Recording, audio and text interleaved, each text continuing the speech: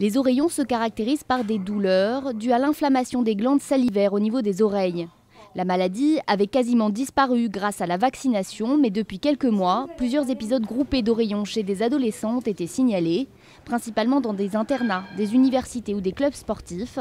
Au total, 13 000 cas d'oreillons ont été recensés en France depuis le début de l'année, contre 4 000 cas pour toute l'année 2012, un phénomène préoccupant.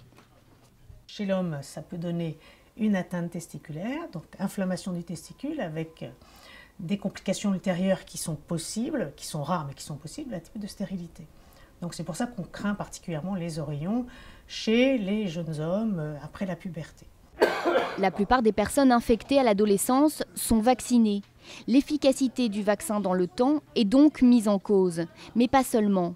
Car il n'y a que 85% de la population française qui a bien reçu 2 doses du vaccin comme l'exigent les recommandations.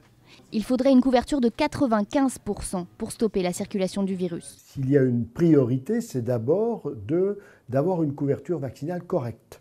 C'est-à-dire que normalement, toute personne née depuis 1980 devrait avoir reçu 2 doses de vaccin rougeole, rubéole, oreillon. L'administration d'une 3e dose peut être envisagée dans les collectivités où la présence du virus a été signalée, pour tous ceux dont le dernier rappel du vaccin contre les oreillons date de plus de 10 ans.